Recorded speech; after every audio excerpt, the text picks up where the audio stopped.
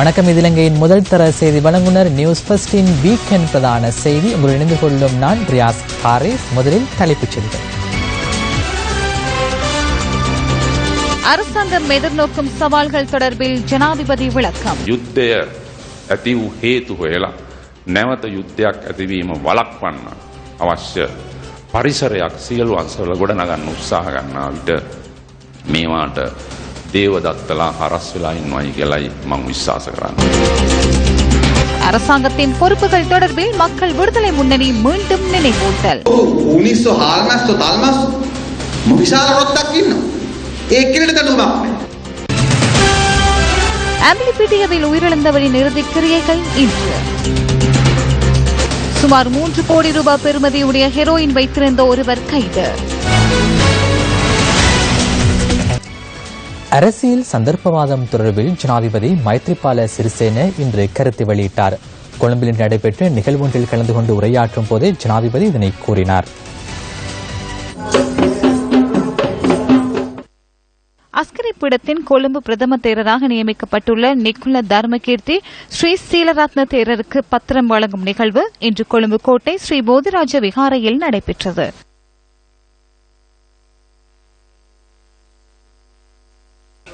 විවස්ථාවට අවශ්‍ය වෙනස්කම් මේ යුගයට තිබිය යුතු இந்த காலத்துக்கு பொருத்தமான விதத்தில் அரசியலமைப்பில் திருத்தங்களை மேற்கொள்வது தொடர்பில் நானும் பிரதமரும் பாராளுமன்றத்திலும் தெரிவித்துள்ளோம். எமது நாட்டின் அரசியலமைப்பில் உள்ள ஒன்றிணைந்த என்ற வசனம் நீக்கப்பட்டுள்ளதாக சிலர் கூறுகின்றனர். அத்துடன் அரசியலமைப்பில் பௌத்த தர்மத்திற்கு இருக்கும் இடத்தை இல்லாமல் செய்துள்ளதாக முன்னாள் சிரேஷ்ட அமைச்சர் ஒருவர் குறிப்பிட்டிருந்தார். எனினும் நான் இவ்வேளையில் ஒரு விடயத்தை கூற வேண்டும். இனங்களுக்கிடையில் பிளவுகளை ஏற்படுத்தல், தேரர்களை பிளவுபடுத்துதல், நாட்டு மக்களை பிளவுபடுத்துதல் என்பன பெரிய பாவங்களாகும். அவர்கள் நித்திரைக்கு சென்றால் இவ்வாறு கனவு காண்கிறார்கள் போன்று தெரிகிறது. அவர்கள் கூறும் விதத்தில் இந்த அரசாங்கம் செயற்பட்டால் மிக விரைவில் புதிய அரசாங்கம் ஒன்றை உருவாக்க முடியும் என அவர்கள் நினைக்கலாம்.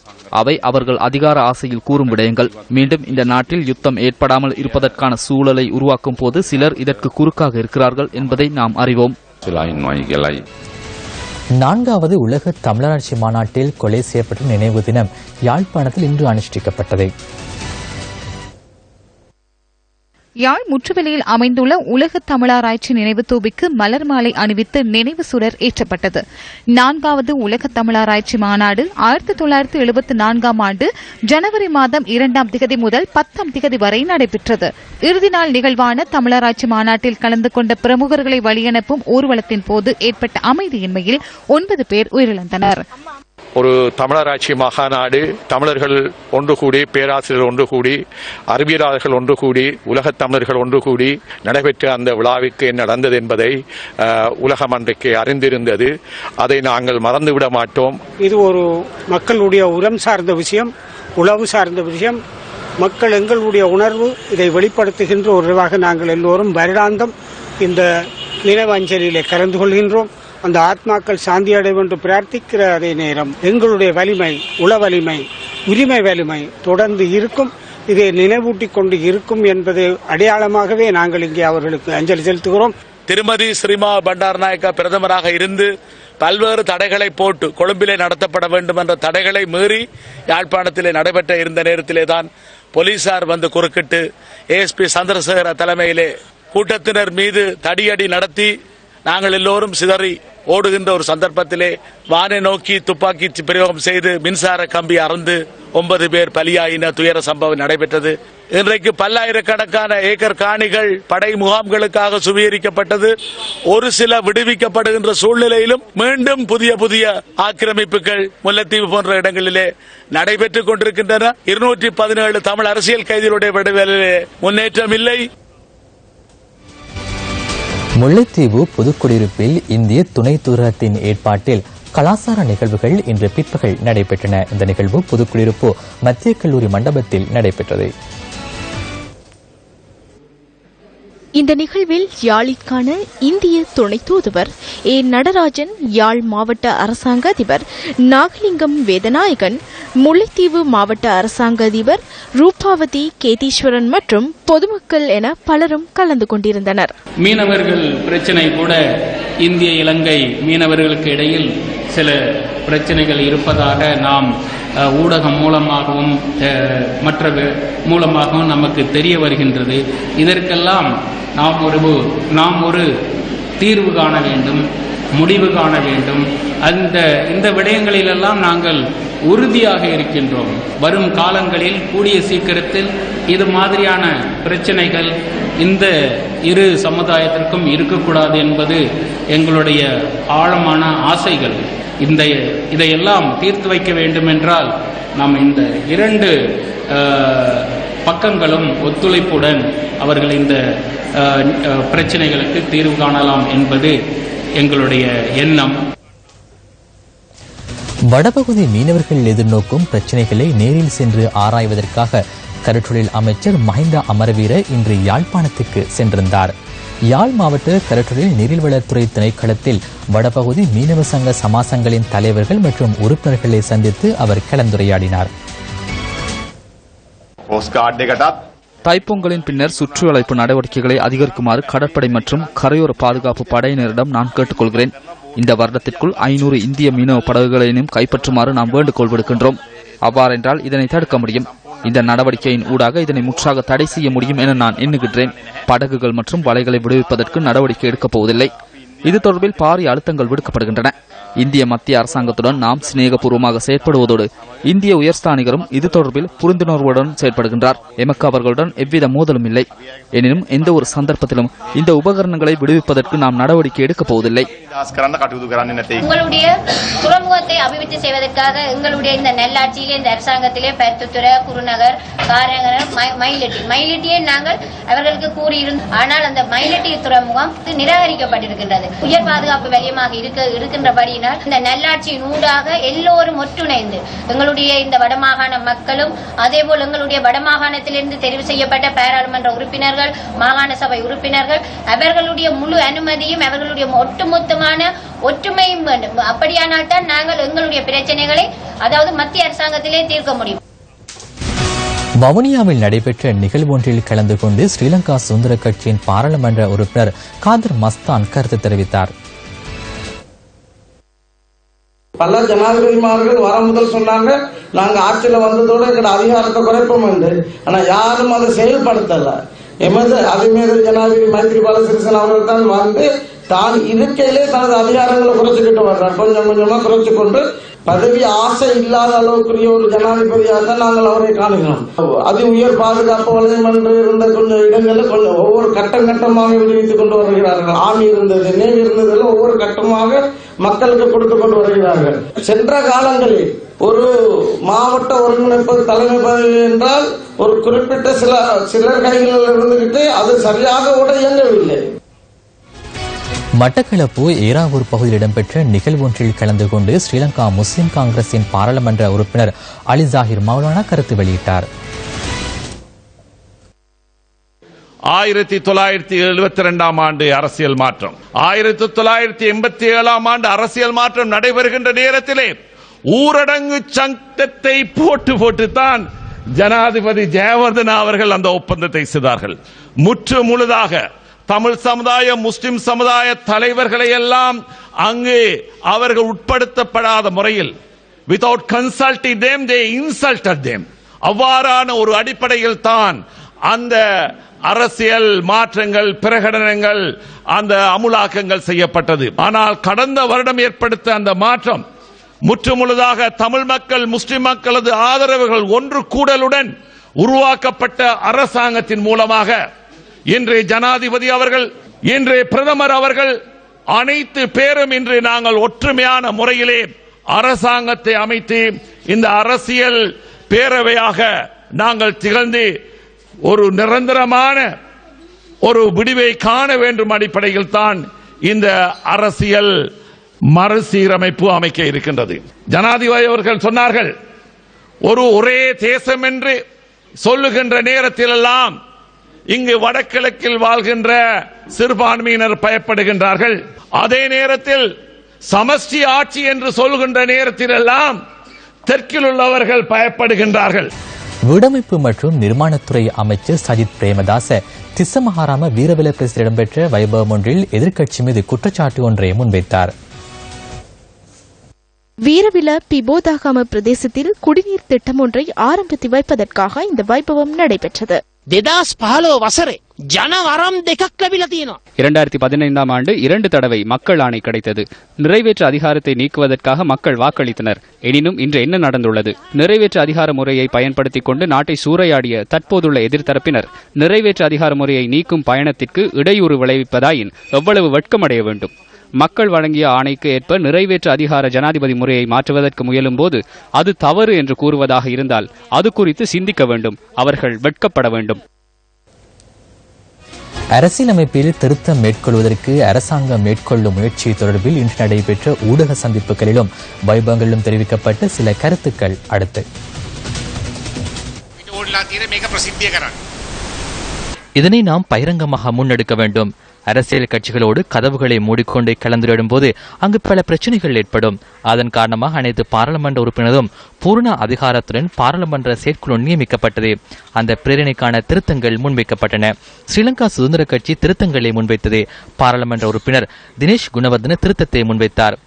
அவ்வாறு எவருக்கும் திருத்தங்களை முன்வைக்கலாம். எமது திட்டத்தில் குறைபாடுகள் இருப்பின் அதனை சுட்டிக்காட்டுங்கள். எனினும் இல்லாத விடயங்களை கூறி மக்களை குழப்ப வேண்டாம். පාඩුකමක් තියෙනවනම් පෙන්නන්න කියලා. නමුත් නැති ඒවා පෙන්නලා ජනතාව කුත් කරන්නේ. ஜனாதிபதிமா எமது நாட்டில் உள்ள அனைத்து மக்களினதும் உரிமைகளை பாதுகாத்து அனைவரும் இலங்கையர்களாக ஒற்றுமையாக வாழும் பின்புலம் ஒன்றை உருவாக்கவே ஜனாதிபதியும் பிரதமரும் முயற்சி செய்கின்றனர்.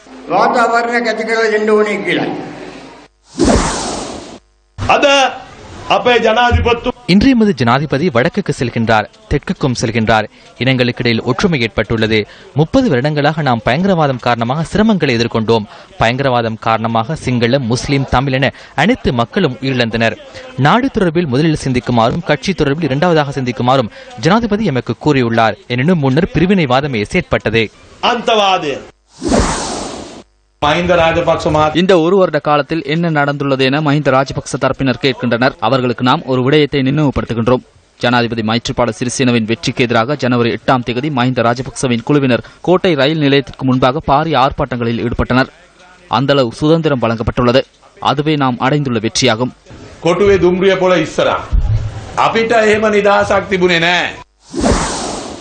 දැන් මේ රටේ මේ අවස්ථාවේදී කවුරුත් දැන් தற்போதையவரும் இனவாதம் கதைப்பதில்லை. சிங்களம், தமிழ், முஸ்லிம் என அனைத்தின மக்களும் ஒற்றுமையாக வாழ முடியுமான சூழலை இல்லாமல் செய்வதற்கு நாம் எவருக்கும் இடம் அளிப்பதில்லை. මේ ආණ්ඩුවේ ලොකු අඩුපාඩුවක් තියෙනවා. මේ ආණ්ඩුවේ ලොකු දුර්වලතාවයක් තියෙනවා. இந்த அரசாங்கத்தில் பெரிய குறைபாடு ஒன்று உள்ளது. இந்த அரசாங்கத்திற்கு சந்தைப்படுத்தல் புரிவதில்லை.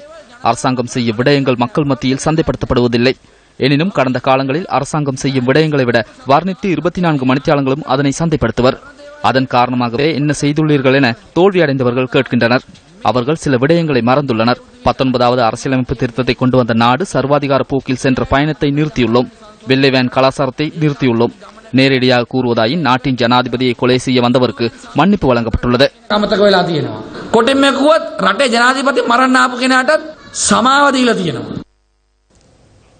ஊழல் செயற்பாடு ஈடுபடுகின்றவர்களுக்கு எதிராக இதுவரை எவ்வித நடவடிக்கைகளும் எடுக்கப்படவில்லை என அனுராதபுரம் மாவட்ட இளைஞர் சங்க நிகழ்வில் குற்றம் சாட்டப்பட்டுள்ளது.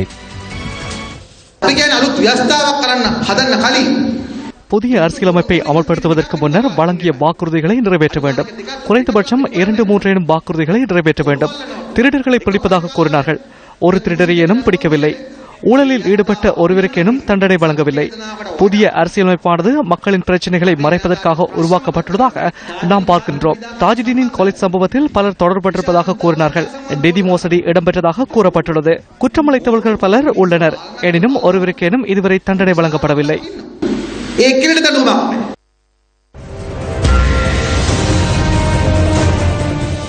கடந்த அரசாங்கம் 2014ஆம் ஆண்டு வடக்கு அதிவேக வீதியை அமைப்பதற்கு 120 பில்லியன் ரூபாய் செலவாகும் என மதிப்பிட்டு அதற்கான திட்டத்தை வகுத்தது.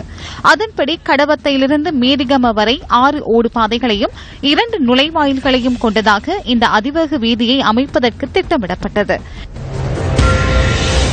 எனினும் 100 நாள் திட்டத்தில் இந்த மதிப்பீட்டு தொகை விமர்சிக்கப்பட்டு தேவையற்ற செலவுகள் குறைக்கப்பட்டதாக கூறப்பட்டது. ඉතින් දකුණයි කොළඹ වටරවම පාරයි මධ්‍යම அதிவேகி මාර්ගයයි தெற்கையும் கொழும்பு சுற்றுவட்ட வீதியையும் மத்திய அதிவேக வீதியையும் ஒன்றிணைக்கும் கட்டமைப்பை நாம் நிர்மாணிக்கின்றோம். செலவு மற்றும் ஊழலை இல்லாமல் செய்துள்ளோம். மத்திய அதிவேக வீதியின் ஒரு பகுதியை நாம் விரைவில் திறக்க உள்ளோம். அதன்படி 2015 ஆண்டு ஆகஸ்ட் மாதம் 3ஆம் தேதி இந்த திட்டத்தின் பெயர் மத்திய அதிவேக வீதி என பெயர் மாற்றப்பட்டதுடன் கடவத்தையிலிருந்து மீரிகம வரை முதற்கட்ட நிர்மாண பணிகள் பிரதமர் ரணில் விக்ரமசிங்க தலைமையில் ஆரம்பித்து வைக்கப்பட்டது. அதற்கான மதிப்பீடு 145.9 பில்லியன் என குறிப்பிடப்பட்டது.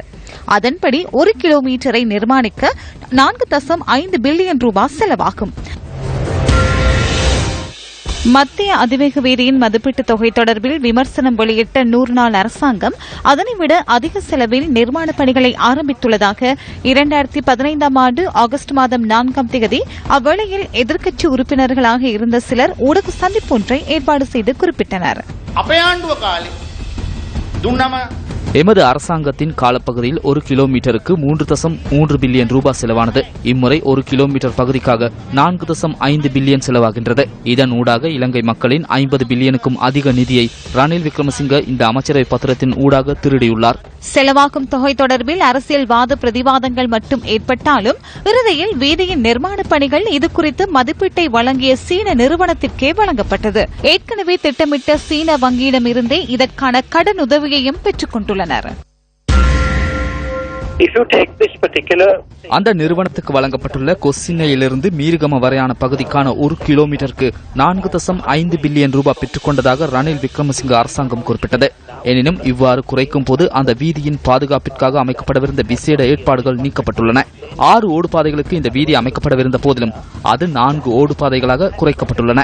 இதன் மூலம் 30 பில்லியன் ரூபாவை சேமித்துள்ளதாக அமைச்சரவை பத்திரம் ஒன்றின் மூலம் அமைச்சரவைக்கு அறிவிக்கப்பட்டது. எஞ்சிய பணத்தை 4 கிலோமீட்டர் கொண்ட சிறிய வீதியொன்றை அமைப்பதற்கு பயன்படுத்துவதாக அரசாங்கம் அவ்வேளையில் கூறியது.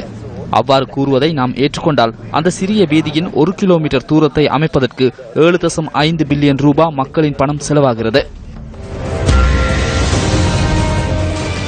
அரசாங்கத்தின் பொருளாதார கொள்கை தொடர்பில் பிரதமர் ரணில் விக்ரமசிங்க இன்று அலரிமாலையில் நடைபெற்ற நிகழ்வொன்றின் போது தெளிவுபடுத்தினார்.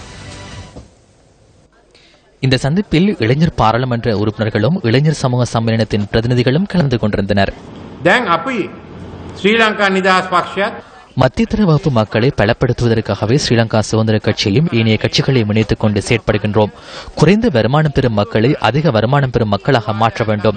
அதன் காரணமாகவே 10 லட்சம் தொழில் வாய்ப்புகளை உருவாக்குவதற்கு செயற்படுகின்றோம். இன்று எமது நாடு பெற்றுக்கொள்ளும் வருமானம் கடன்களை செலுத்துவதற்காகவே செலவிடப்படுகின்றது. ஆகவே தொழில்களை பெற்றுக் கொள்வதற்கும் தொழில் வழங்குவதற்கும் உள்நாட்டு மற்றும் சர்வதேச முதலீடுகளை பெற்றுக் கொள்கின்றோம். அதேபோன்று துரித பொருளாதார அபிவிருத்தி வலயம் ஒன்று உருவாக்க முடிந்துள்ளது. ஹம்மாந்தோட்டை நாம் தற்போது துரித வலயமாக அடையாளம் கண்டு அதற்கான செயற்பாடுகளை ஆரம்பிக்கின்றோம். அத்துடன் ஹொரண ரைகம வலயம் திவிலப்பீட்டிய மற்றும் குளியாப்பீட்டிற்கு இடைப்பட்ட மகா ஓய வலயங்களிலும் இந்த திட்டத்தை நடைமுறைப்படுத்த எதிர்பார்க்கின்றோம். மாளிகாவத்தை பகுதியில் சுமார் 3 கோடி ரூபாய் பெறுமதியுடைய ஹெரோயின் வைத்திருந்த விநியோகத்தர் ஒருவர் கைது செய்யப்பட்டுள்ளார். மாளிகாவத்தை போலீஸ் குற்றத்தடுப்பு பிரிவினருக்கு கிடைத்த தகவலின் பிரகாரம் மேற்கொண்ட சுற்றி வளைப்பில் சந்தேக நபர் இன்று காலை கைது செய்யப்பட்டுள்ளதாக போலீசார் தெரிவித்தனர். சந்தேகமிருந்து 1 கிலோ 750 கிராம் ஹெரோயின் கைப்பற்றப்பட்டுள்ளது. கடந்த 4 நாட்களுக்குள் முன்னெடுக்கப்பட்ட சோதனை நடவடிக்கையின் போது கைது செய்யப்பட்ட சந்தேகனிடம் மேற்கொண்ட விசாரணைகளின் அடிப்படையிலேயே குறித்த விநியோகத்தர் கைது செய்யப்பட்டுள்ளார். அம்பிலிப்பிட்டிய நகரில் நடைபெற்ற வைபவம் ஒன்றில் உயிரிழந்ததாக கூறப்படும் சுமித் பிரசன்ன ஜெயவர்தனின் இறுதிக்கிரியைகள் இன்று இடம்பெற்றன. வர்த்தகரின் மகளின் பூப்புனித நீராட்டு வைபவத்தின் போது இடம்பெற்ற அமைதியின்மையில் குறித்த நபர் கொலை செய்யப்பட்டுள்ளார். அம்பிலிப்பிட்டிய நகரில் உள்ள குறித்த வர்த்தகருக்கு சொந்தமான கட்டடத்தின் 3ஆம் மாடியில் கடந்த 4ஆம் தேதி இந்த வைபவம் இடம்பெற்றது. வைபவத்தின் போது குறித்த இடத்திற்கு வருகை தந்த போலீசாரை அமைதியின்மைக்கு காரணம் என பிரதேசவாசிகள் குற்றம் சுமத்துகின்றனர். எனினும் இந்த குற்றச்சாட்டினை போலீசார் மறுத்துள்ளனர். இந்த சம்பவம் இடம்பெற்ற சந்தர்ப்பத்தில் தொலைபேசியில் பதிவு செய்யப்பட்ட காட்சிகள் தற்போது பேஸ்புக் சமூக வலைதளத்தில் பதிவேற்றப்பட்டுள்ளன.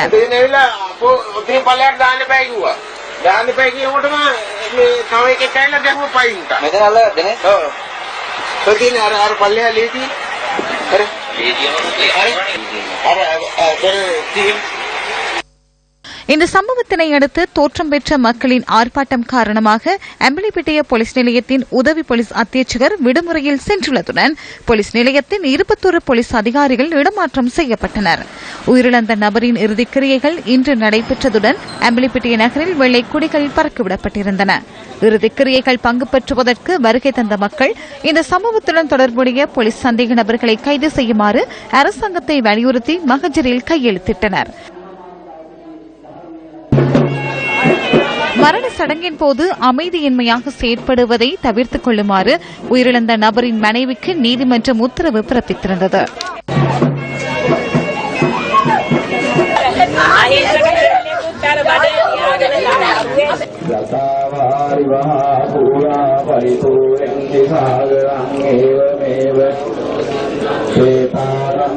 இந்த சம்பவத்தினை அடிப்படையாக வைத்து அனுமதியற்ற ஆர்ப்பாட்டங்களுக்கு தடை விதித்து அம்பலிப்பிட்டிய நீதிமன்றம் இன்று மேலும் ஒரு தடை உத்தரவினை பிறப்பித்துள்ளது. பூத உடலை கொண்டு செல்லும் போது ஆர்ப்பாட்டத்தில் ஈடுபடுவதை தவிர்க்குமாறும் அம்பலிப்பிட்டிய பதில் நீதவான் உத்தரவு பிறப்பித்திருந்தார். மரண சடங்கு நடைபெற்ற சந்தர்ப்பத்தில் தனமால்வில, தங்கல்ல, உடவளவ மற்றும் சேமலாண்டுவ பகுதியில் சுமார் 500 விசேட போலீஸ் அதிரடிப்படையினர் பாதுகாப்பு கடமையில் ஈடுபடுத்தப்பட்டிருந்தனர்.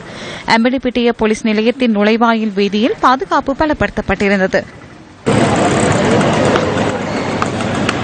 உயிரிழந்த சுமித் பிரசன்ன ஜெயவர்தனவின் இறுதிக்கிரியைகள் அம்பலிப்பிட்டிய பொது மயானத்தில் நடைபெற்றன.